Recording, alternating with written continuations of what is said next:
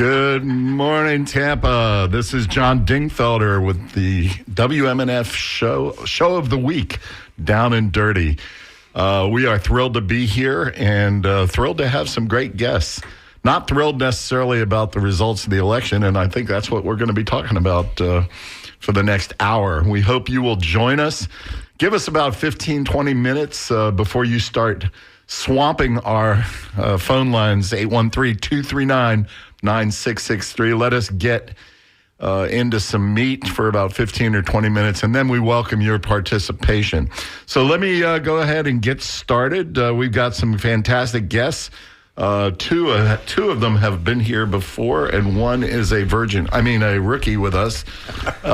We have Patrick Montega, the executive editor, publisher, and all-around guru of La Gazzetta magazine. Good morning, Patrick Montega. Thank you for having me. All right.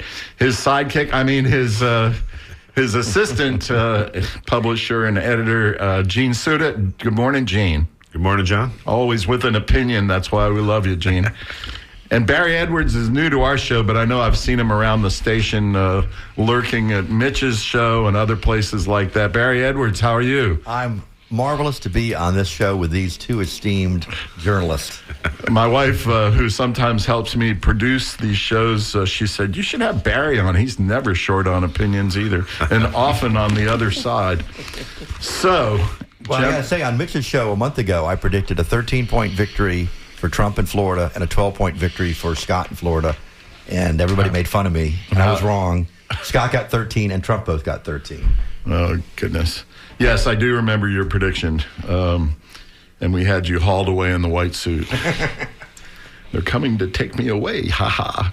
All right, so let me start out with the New York Times, Peter Baker, who I think is a great writer, and he analyzed what happened, and he said, as a result, for the first time in history, Americans have elected a convicted criminal as president.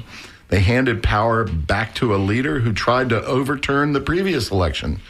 He called for the termination of the Constitution to reclaim his office. He aspired to be a dictator on day one and vowed to an exact retribution against his adversaries. And he won pretty big. What were the numbers, Patrick? Well, first of all, I don't know why he's being so positive about Trump. I mean, let's get real here. But it was bad numbers. I mean, he won the state, he won the county, he won the nation. It was big. It seems like some of our Democrats didn't show up. It seems like some of our traditional people who might vote for the Democrats decided to flirt with the other side. We had a candidate who didn't have a long time to come up with her campaign. She had a short window. And then we were also running a woman for the second time, which hasn't worked out well. And she was African-American, which also doesn't. Yeah.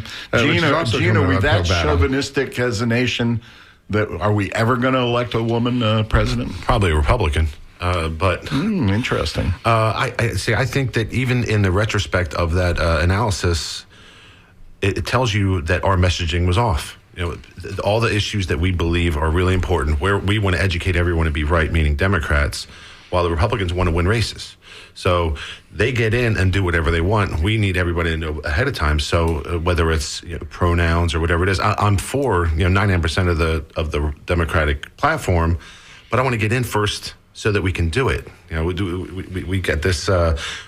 We talk to the farthest left of the party and thinking that everyone's going to agree, and these are the issues and these are what are important. But obviously, the majority of the country, not just in electoral, but the popular vote said these aren't the issues that are important to us, and we're not going to vote on them. And Peter Baker, this is Barry Edwards. Peter Baker went on to speak to those issues that Democrats missed.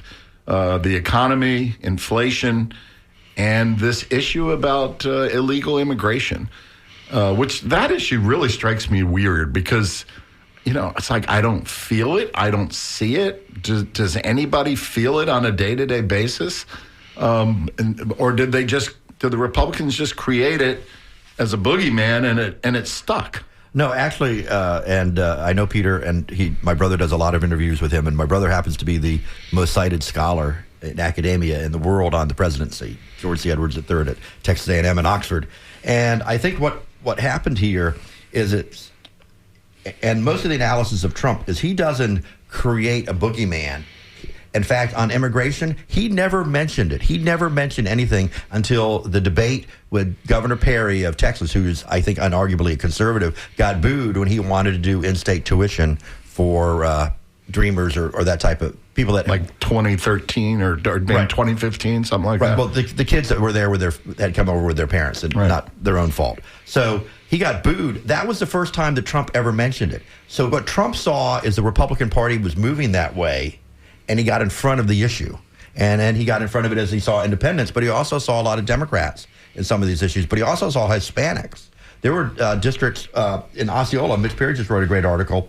In 2016, Osceola County, which has a huge Puerto Rican population, Right. had 25 points. Kissimmee, Disney World, etc. Yeah. 25 points for Hillary Clinton, 14 points for Joe Biden, 19 points for Donald Trump. We had districts that were 75% Hispanic in Texas that voted 60% for Trump. So the Puerto Ricans, and I'm going to generalize here, and you can hate me or whatever, but Puerto Ricans don't necessarily care about the issue because they know they can come and go from the island because they're American citizens, right? I would say that what happens with the Latins is that, the Democratic Party wants to talk to them about immigration. And if you're a voting Latin, immigration isn't your issue. Your issue is that you want a house in the suburbs, you want a big yard, a good school for your kids, and you've come to America for the American dream. And so they really more prefer a conversation about the American dream than they would a conversation about making sure that their cousin has a pathway in from Guatemala. And so, immigrants a lot of times are a group that, says, well, I'm in, let me shut the door behind me. And you have that a lot of times with some of the immigrant groups. So a lot of times the Democrats have done message them wrong because they just don't want to talk to them about the bread and butter issues. They want to talk to them about immigration. And immigration isn't a selling point for somebody who's already been here and already has their citizenship and can vote. Mr. Bottega is 100% right. In fact, 10 years ago, I think Ry Teixeira wrote that the Hispanics were going to be the demographic destiny of the Democratic Party. And I think I told you I thought he was absolutely wrong. He's admitted he was wrong because he under-anticipated the wokeness of the Democratic Party, and that drove traditionally Catholic, socially conservative people, and you just can't punch them in the nose all the time. It's like even, you'd have the term Latinx. Latins didn't come up with the term Latinx. They find it offensive. The gay community came up with the term Latinx for Latins. I mean, it's an American term for talking about. So Sounds like a cleaning product. It's this. It was. There is a wokeness in the Democratic Party that isn't good for not only Latins but also for typical union employees. A lot of union employees don't vote Democrat even though we're for their unions because at the end of the day, on the social side, we're just out there sometimes defending issues that really aren't our bread and butter issues either. I mean, you end up, because of Ron DeSantis in this state of Florida, defending drag queens. How big an issue is that at the kitchen table with most families? It isn't. It's their electric bill, it's their food bill, it's these things. But yet the Democratic Party finds itself in this awkward position of having to defend something, and so it looks like that's all we're about. But Gene, if we Democrats walk away from these cultural issues, do we risk losing the progressive arm of the party who maybe they're going to go off and start their own party or something like that? I don't know that they voted our side anyway. What do you think happened to them? You think they stayed home? Well, let's just take, for example, messaging on the economy. So Kamala Harris's commercials were about how I'm going to help the middle class by making housing more affordable by building more houses. Mm-hmm. Well, I already own my place, right? Mm-hmm. So what do I care about? I want my taxes. I don't want it wasted. There's nothing for that middle class. Care more about a loaf of bread and a gallon of gas. Right. It's the Democratic version of trickle down economics. So maybe in 10 years we're going to be okay. Like, I understand that you want to be forward thinking, but what is it today that's going to get you in office? So no, you don't have to leave those issues aside, but you got to get in first. You got your messaging has to be on point, and our messaging was bad. Barry. I don't think that you will lose the progressives. Now, I've talked to several people that lost. One of our candidates for the Florida Senate, they got like 40%. And he said the whole reason why the Democrats lost is they weren't liberal enough. Well, in politics, everything is quantifiable and everything is measurable. And also, this whole, we throw the race card and the gay card. So we had Andrew Gillum run. You had Sean Shaw run. You had Jeremy Ring run. And you had the woman, I forget her name, run for Agriculture Commissioner. The Agriculture Commissioner candidate got no support from the Structural Democratic Party, ran as the conservative candidate. She got the highest vote. Then Jeremy Ring, and then Andrew Gillum, and then 800,000 votes less, the progressive candidate, Sean Shaw. So there were two blacks in the race. So 880,000 people were willing to vote for a black for governor, but wouldn't vote for the black for attorney general. So we can show that the more liberal you are statewide, the worse you do. Nikki Fried, when she got elected, ran as the most conservative of the four candidates running statewide. So no, that's the Democratic Party needs a DLC moment where the Democratic Leadership Council, like we have a Bill Clinton, come in and pull them back to the middle. But they also need a disruptor. I think that people, and I do a lot of polling, and the Democratic polling in Florida was off by about 20 points. My friend Matt Towery and Robert Cahaley were within 2 points. My polling was within 2 points. I mean, I got the projections right, not who was going to win, but down to the number. So the Democrats were either skewing their polls or they're incompetent. So your arm and shoulder were kind of hurting from patting yourself on the back this week, Barry? Yeah, right. So, but my point there is, Barry only remembers it's like having a baby. He doesn't remember any of the pain of the losses. He only remembers the great baby that came out. So the Democrats, so the Democrats need to have a reckoning here. Is one of the things. But Barry, let me ask you. Like let me cut you off for 1 second. Obama, where would you say he was on the spectrum? I would think Obama was pretty much to the left. He was a centrist. He was a left of center. He wasn't that liberal when he was president. He's more liberal. But he was liberal when he was running, and he gathered a coalition. He ran as a centrist. He did not run as a progressive. What do you guys think? I agree. I think that Obama's actual presidency was pretty middle of the road. Yeah, and his campaign, he wasn't that far over to the left. It was about hope. It was, even Kamala Harris, talked about the hope and the dream. And I think all that's good, but he didn't promise to be far over. In fact, because he was going to be the first American black president, he had to be somewhat more in the middle. He had the moment with Jeremiah Wright, who I like and know, so he campaigned and actually, I'll tell you, they campaigned as close to they could as to the middle. But Obama and Michelle Obama and Barack Obama lecturing blacks, and we have this in a lot of polling, which I talked about on air last week, that really hurt in Pennsylvania. That cost them the difference there, because black males are tired of having black elites and white elites telling them how to think, that if they don't vote for this person, they're a misogynist, that they don't do this, and they rejected. So they didn't listen to their mamas. No, because I say that seriously. They a lot of people that I watched on television said the mamas are going to tell the black men how to vote. Apparently not. Well, so Michelle, and I saw this in over 1,000 interviews, black men say we're voting for Trump because Michelle and Barack told us we're stupid if we don't. And they rejected it. So I think that we need to get off the elites. We need a Mark Cuban type person, somebody who's an outsider, who's successful, that can be a disruptor on the Democratic side to compete. A Cuban Democrat. We got to find one, Pat. No, Mark Cuban, the billionaire. That type of Cuban. All right, we do have a call. Let's take Jeanette in St. Petersburg. Jeanette, are you there? Yes, I'm here. Good morning. How are you? Good, thanks. I mean, considering. But I just want to say that, to sit there and say, oh, the Dems or the progressives are crazy or too liberal, and they make things, make up words like Latinx or whatever you call it. I mean, we had a person standing up in front of a microphone doing something that was sexual. We had the Republicans talking about people from Haiti eating cats and dogs. I mean, you can't get much crazier than that, in my opinion. So we can sit there and say, well, look at them and look at them and look what they're doing. Well, look what they're doing. I mean, in my opinion, there's no comparison to saying, so we make up a name for Latin people who are different than the other Latins or whatever. So what? Those are just culture war stuff. But to say we want a president that says people from another country are eating cats and dogs, and the people that come from Haiti and African countries are from scummy countries, or however he put that. Mexicans are racist. But Jeanette, here's the thing. You and I might scratch our head and say, what is going on with this? But more than half of America who voted for that man. So how do we deal with that? True, but we cannot sit there and say it's because Democrats are too woke. I mean, I don't think that's the reason.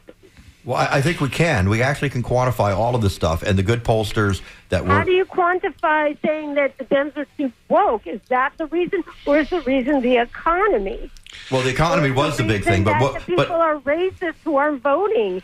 Well, I don't think people are racist because I don't think Hispanics and blacks that are voting against Kamala Harris are racist. I think we can look at, and here's we have to step back. Do we want to win or do we want to be right? And that's the big difference. Do you want to win or you don't want to be right? We know from substantial interviews of hundreds of thousands of Latinos that they don't like what Patrick said, that they reject the Latinx, that is a white elite term, and it pisses them off. We have to, but also, here's a great example. I went in D.C.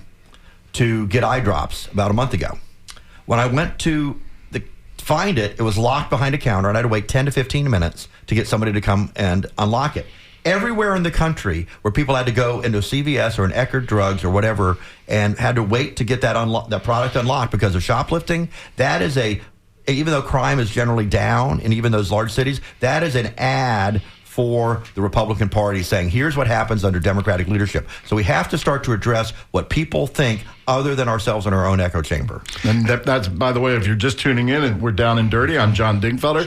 Sure. We're listening to Barry Edwards. We have Gene Sudit and Patrick Montega from La Gazzetta. Gene, you had a comment. Oh, no, I was saying that she's...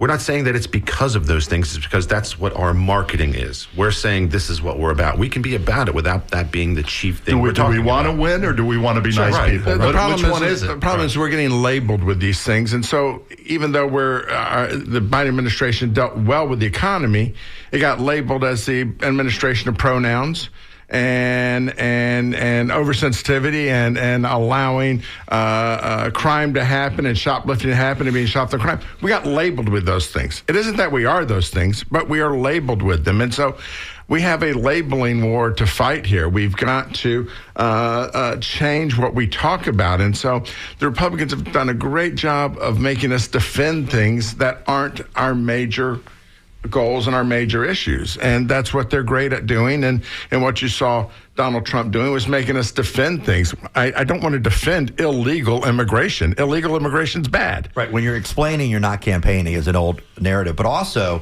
here's another good example. Okay, so we had an incumbent state senator here who raised $4 million and got elected, Janet Cruz. 4 years later, she was defeated. She lost 11 points on one TV ad. It showed her, Senator Polsky, and Senator Lorraine Osley, who is recovering, by the way, for anybody that knows her out there from her accident last week. And they walked through the Capitol with their arms, and they were skipping, and they're going, gay, gay, gay, gay, gay. That's well, right. Anybody who listens to this show is pro-gay rights. But more importantly, 75%, 80% of Floridians are pro-gay rights. But it made them look ridiculous. And they lost 11 points. Whether you think it was fair or not, and they did the same ad against Lorraine, and she lost 10 points in a period of 3-4 days, and they just pounded that ad. The ad with the most effective ad, and I'm not saying this is for right or I think it should have been that way. I'm telling you what it was. The most effective ad that Donald Trump ran was the transgender ad where they show Kamala Harris saying, I'm for paying for transgender inmates and illegal immigrants to have sexual reassignment therapy. That cost him more votes. It was the most effective ad that they ran. They ran it 25% of the time the last 2 weeks. And you guys are attracting a lot of phone calls. I'm sorry, Pat. What do you have to say? I agree with him. I mean, it is. It's the Democrats, and that was part of it. Kamala Harris couldn't feel she could answer against that ad because she was worried about offending a wing of the party, and so we end up now becoming the party of transgender rights, and it seems like it's our number one issue when the economy is our number one issue. It should be anyway. All right, we've got Connie calling in from Tampa. Connie, are you there? Good morning.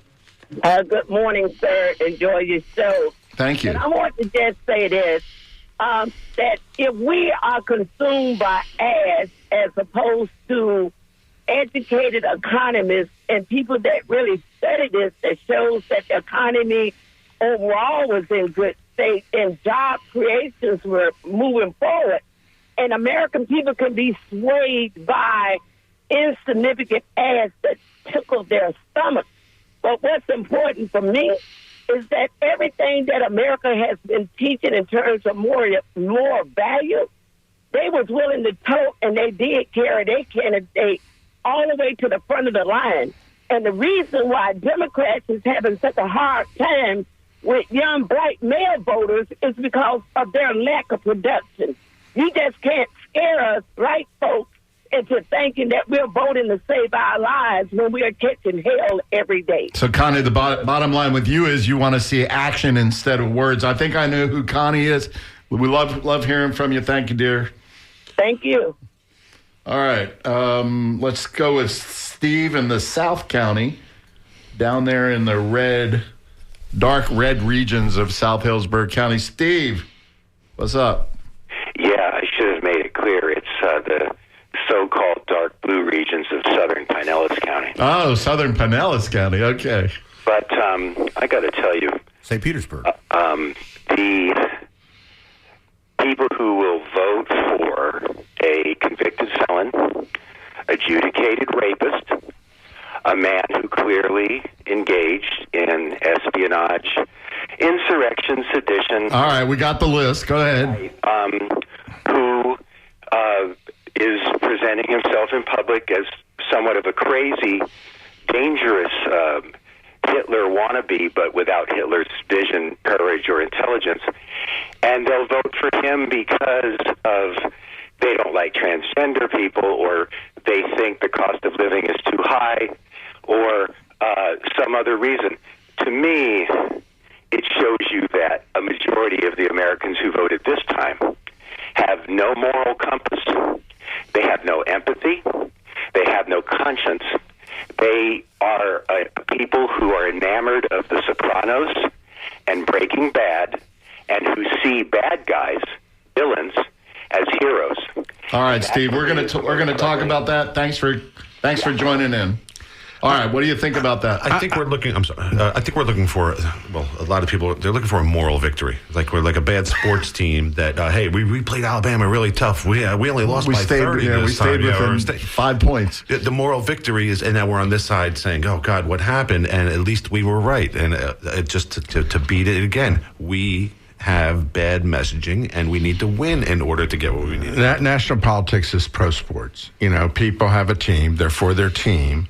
And they don't care if the members of the team are individually bad people. They care that they're getting touchdowns. People want a winner. And so I'm not willing to throw 51% of America into the pile of you guys are horrible people. I am willing to say that 51% of Americans focused on what they wanted to out of the Donald Trump message, ignored the pieces they didn't, and also had a perception that the Democrats were whatever the Democrats were, and that wasn't a good perception of whatever they had. And so this wasn't decided in the last month. Mm-hmm. You know, people had an issue with Democrats for a while because we've been on Biden's numbers were horrible. On this left. Yeah. And during the whole issue of inflation, he never blamed anybody else.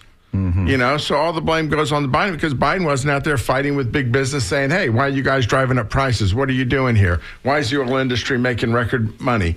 You know, and so, you know, if you're not fighting that fight and you're getting pointed and people are blaming you, then you're to blame. And Barry, Peter Baker, I really like this article and I recommend it to everybody, but he went on to say we are, like it or not, you might like it, we might not, but like it or not, we are now in the Trump era, starting in 2015, 2016, and going all the way through 2028, which is 12 full years in the Trump era, with two significant victories by this gentleman. You know, how does that relate to history? You know, Ronald Reagan, the Reagan era, FDR, the FDR era, you know, with Democrats in charge. You know, how do we see that, the Trump era? Well, I think there's a couple things. First of all, to the last caller, when I worked at the Yellow Pages, I was a national salesperson for the entire time I worked there for Verizon Yellow Pages. And I can tell you, the first thing I learned was the customer's always right. And the Democrats, if they want to win, have got to quit blaming and telling the voter that you don't understand or you don't get it. The voters, just like the customer, is always right. We need to start looking at ourselves and say, what are we not communicating, or how are we not selling the product, or if the product, and that's what I think what Patrick was trying to say is, and I told one of the chairman's husband not to campaign of the Democratic Party in Hillsborough, not to campaign on gay rights, not to campaign on abortion, not to campaign against charter schools in a district against McClure, and he did, and he got half the vote, or than the previous candidate who spent no money. So you have to know what to emphasize. You don't give up your values, but if you're in a district where everybody's for charter schools, you don't punch them in the nose every day and say you're stupid. Now, for the next. But it didn't work for Sherrod Brown in Ohio, who has been middle of the road conservative Democrat forever, and he still lost. Right? I would argue that he was not a middle of the road conservative Democrat. But I would also argue he had the Democratic brand, and so sometimes even though you're not with it, it's your brand. It's like there's a lot of Republicans out there who won because they carried the brand, but weren't good candidates and really didn't run a good campaign. So Patrick brought up the very most important point. My guess is the exit polls are going to show that people voted 95% straight tickets. Yep. And when I was at the polls in Pinellas at the early voting site at the courthouse across from the City Hall, I had, because I have friends on both sides, I had the Trumpers giving out the Republican ones and the Democrats giving out their slate cards. Only 4 people out of 200 took a slate card because they said, oh, isn't their party on the ballot? They didn't need it because they knew that they were going to vote a straight ticket. And I think this is... But there is some data here that not all of them voted straight ticket. And I think that the Republicans who voted many times, A voter, B voter Republicans, probably were a little bit more selective in down ballot races than perhaps the voter who was only voting presidential as a Republican. I think they were very strict. Because remember, we had a couple of Democrats win here. And not only down ballot races, but down ballot issues like abortion and marijuana, where clearly some Republicans jumped over. All right, let's take Vinny in Dunedin, been very patient. Vinny, good morning. Hey, not at all. I'm enjoying the conversation. I'm a guy who disdains this political, the idea that a ticket is what I'm going to vote. But I do vote the ticket. I have to admit, I voted the ticket. Which ticket? But I want to point a Democrat. All right. And in favor of women's rights and in favor of reefer, the whole works. But honestly, what has been killing me for years is the fact that you have, I once told a big Democratic donor to Hillary Clinton that Hillary Clinton is a Republican. She is nothing. She's not my kind of Democrat. I don't want any part of her politics. Like Bill, sort of like Bill Clinton. I mean, he was that DLC, middle of the road Democrat, right? Yeah, Who won? Sort of like that Biden, or even, God bless her, Kamala. You've got people who are dedicated to the status quo and are not populist. Well, Trump's a populist, people. Trump got the racists, and let's be honest, and I'm listening to a lot of, or watching a lot of YouTube videos of Gore Vidal being interviewed, and he's a guy who would laugh at the truth, who knew the truth, but would laugh at it and was great. He's really entertaining to listen to. But the fact is that there hasn't been a Democratic populist since, I don't know, William Jennings Bryan, Huey Long, these people. Because they don't win elections. Hey, Vinny. So, Vinny, what's the solution, Vinny? Real quick, you vote blue. What's your solution? Where do we go? Trump's a populist, man. He tells what he thinks is the truth, and they want to believe him because of who they are, racist and what have you, and people who vote the ticket. My solution is we elect a populist Democrat, and we need a Bernie. We need I forget that guy's name, even Grayson, somebody. Bernie, Elizabeth Warren, something along those lines. Thank you, Vinny. Elizabeth Warren. Well, I think right there, that's the problem. And I talked to people on election night about the abortion amendment. 6 weeks is way too short for 75% of people in Florida. Third trimester is way too long for 75% in Florida. And I said, why don't we get an amendment for 15 weeks? I guarantee we can get 72% of the vote. My friends on the left said, oh, that's not enough. We need 24. I said, okay, well, you have 6 weeks now.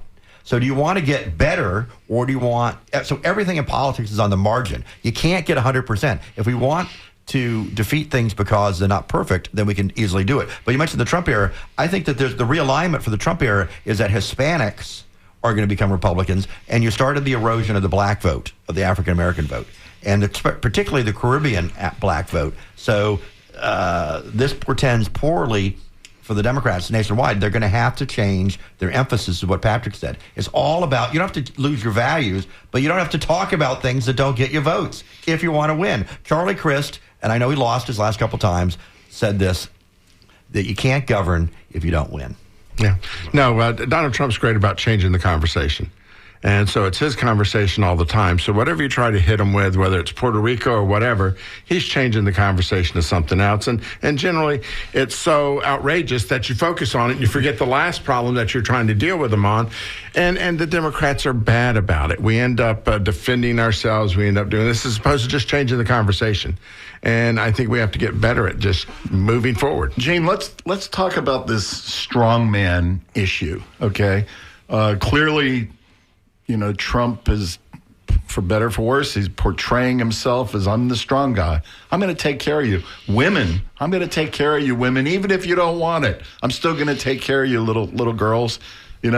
Apparently that didn't offend enough people. He still got elected. America wants a strong man right now. There's a comment here from a woman who wrote a book called Strong Men, Mussolini to the Present. And she likens him to Putin and to, I can't pronounce it, Xi Jinping of China and other strongmen. It says he's used his campaign to prepare Americans for an autocracy. But he's a strong speaker. I don't know if he's a strong man. Well, but we can argue. Well, by that I mean is that he's saying like he's going to solve Gaza on day one. He's going to Ukraine on day one. Like we know that's not going to happen, but there are people who want to believe it. They want to believe that, God, maybe this is the time that all this crazy stuff he says. But how about this deportation notion? How about this notion, Barry, of that he's going to start taking out his political opponents? I think that I can tell you, I live with people, and my neighbor, and I won't say who, and my friends that were vomiting with Trump's election. And last night, I calmed them down. He had the choice to pick anybody in the country, and he picked and I know luckily there's not a lot of Republican listeners, he picked a Reagan-Bush Republican, an establishment Republican, Susie Wiles, who is a Floridian from whose father was Pat Summerall. For those of you who like football, didn't know that. Yeah, didn't know. Who was very kind to me when I was working for Betty. When you Kastner. Played professional football. No, when I worked for Betty Kastner, he helped me learn how to do radio. Hey, but she's an establishment. She's going to be a moderating force on Trump. And she won the first battle. And the first woman to ever hold the position of Chief of Staff. All right, John Port-Ricci, you've been very patient, and we love to hear from all over our listening area. John. A lot of stuff there. Thanks for the show. Couple of things. One, to lump all these people into one general category that they're racist and all that stuff, we supported Trump, I think that's just wrong. Obviously, there are some people that are racist, but there are obviously people that aren't. Comes down to people's individuals. They vote their interest.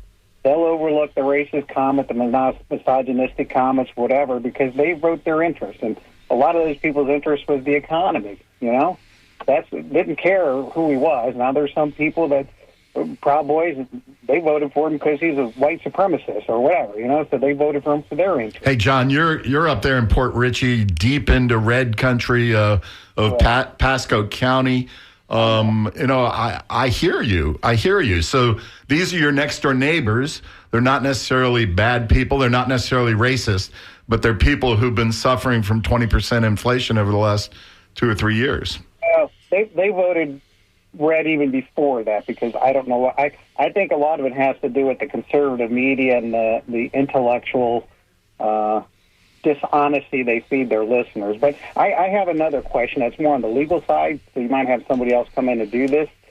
If somebody comes to this country, even though they cross the border at a place that's not a legal point of entry, so quote, they're illegal as the conservatives would say, okay. They claim asylum, now they've done it the proper way. Can they be deported once they claim asylum, or they have to go through that due process and find out whether that asylum is valid or not, and then deport them, because technically those are legal people here, even though the conservative media calls them illegals, which once again, that's that intellectual dishonesty that they use. All right. Well, that's a good question. I am a lawyer, but I can't answer that one because I have no idea. I think there's a process for getting asylum. I think you have to go through a legal point of entry. I don't think you can just, there's no wet foot, dry foot anymore. You have to go through the proper channel and then claim asylum. Right. And the initial officers can reject and send people back on their way.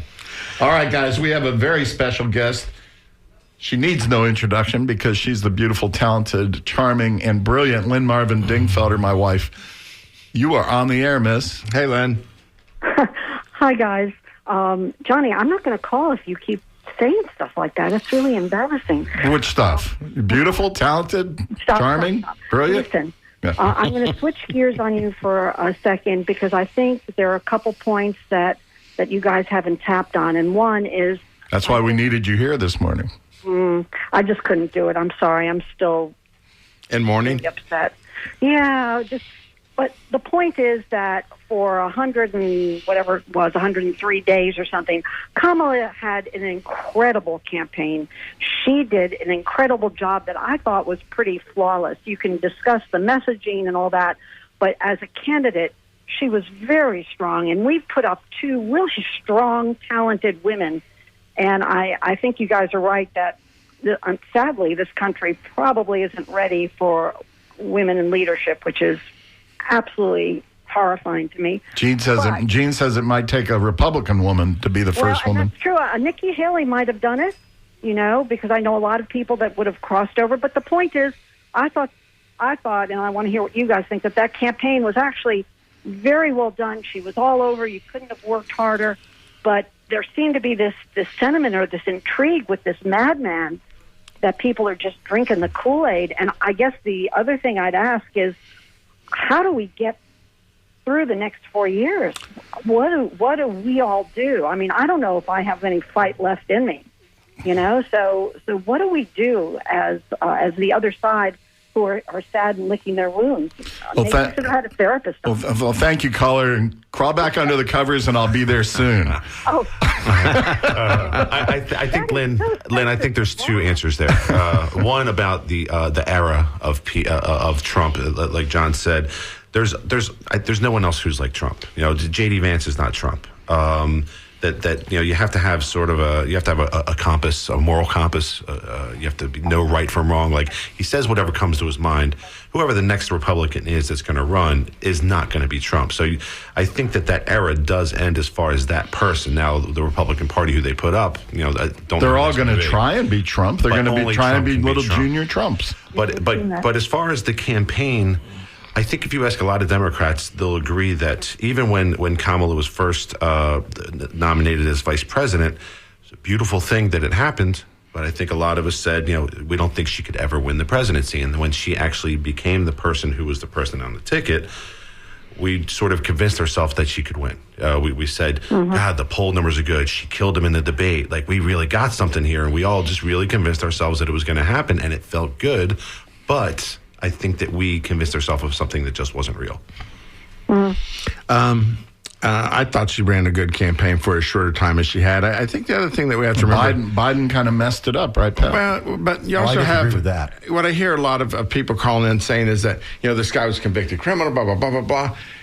Very few people in America nowadays, we don't share the same 5 TV stations. We don't share the same 3 radio stations, 20 radios. We don't share the same major newspaper.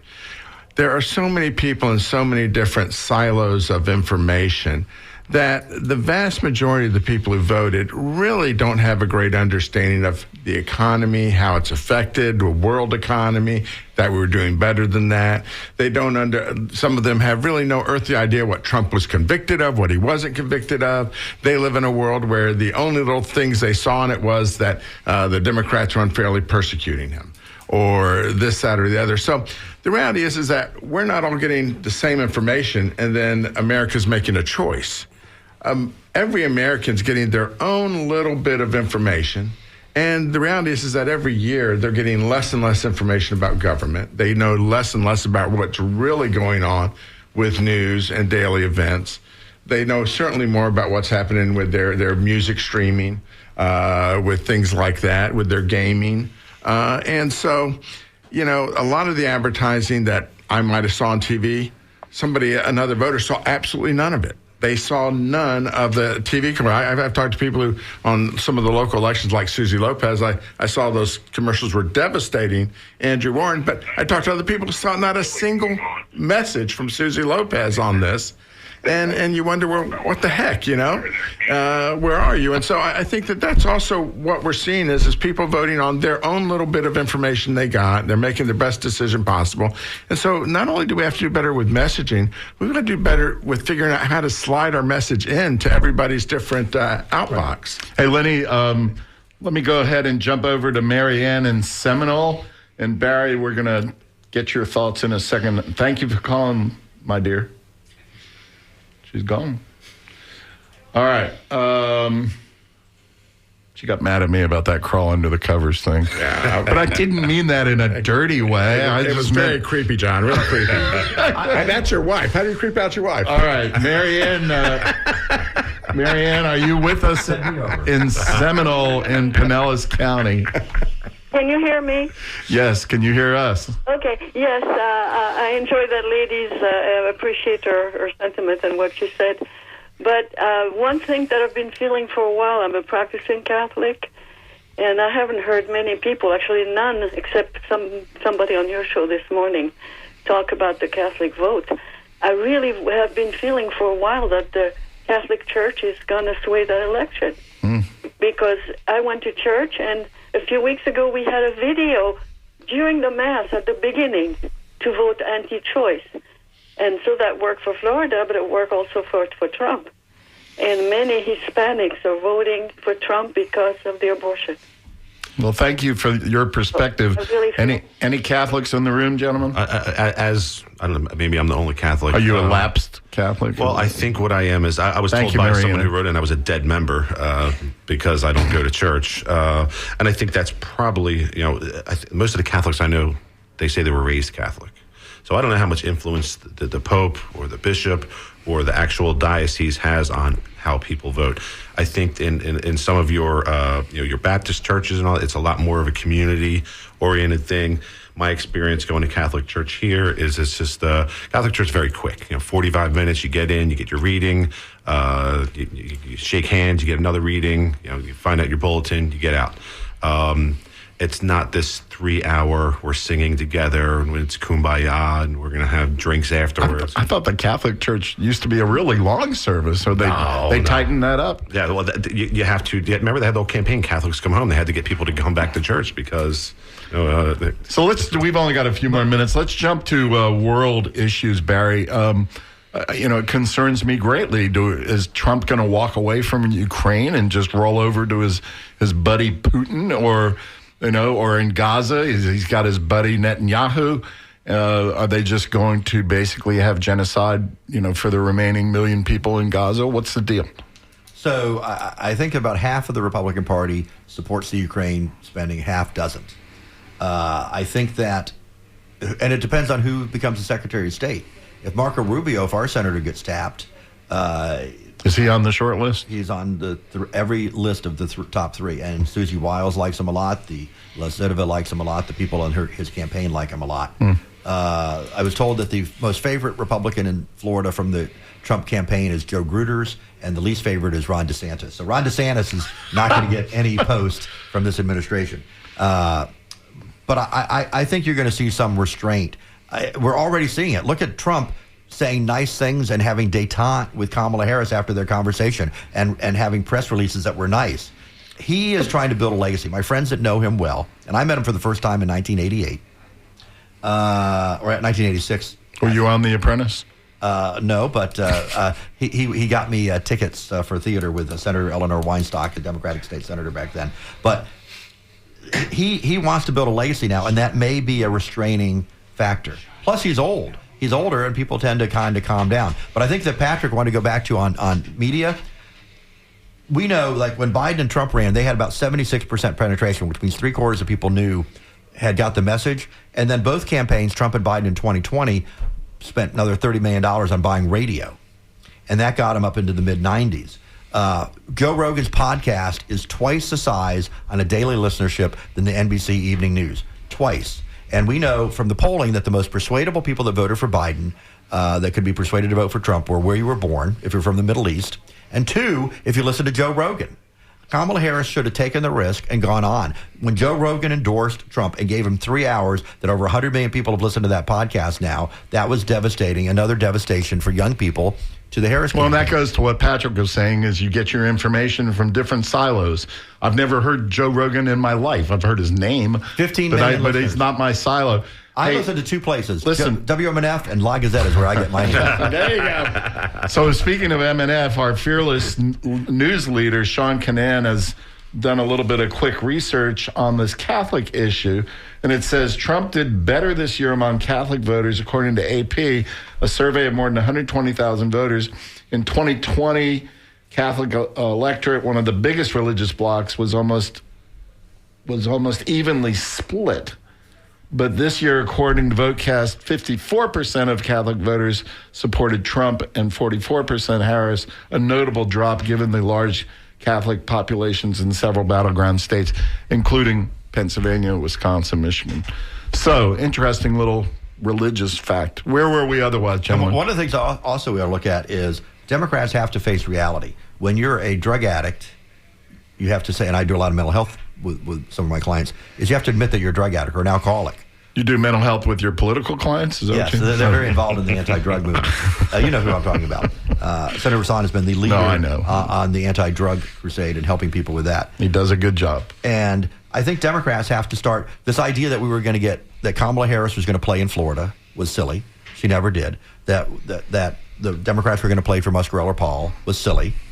And so if we base our strategy on thinking that Kamala is going to put in $500 million to Florida like Biden did, or we're going to get $70 million for the DSCC like they did for Val Demings, and then that none comes, your whole strategy is destroyed. When they walked away from Florida, I think they killed Amendment 3 and 4 too.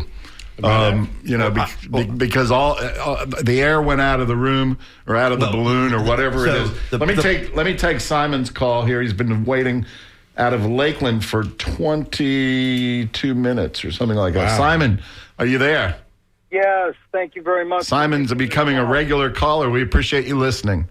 Well, a couple of things. I think one can honestly say that the election is a memorandum on information and how we get our information and whether we really, truly value mainstream media. A couple points.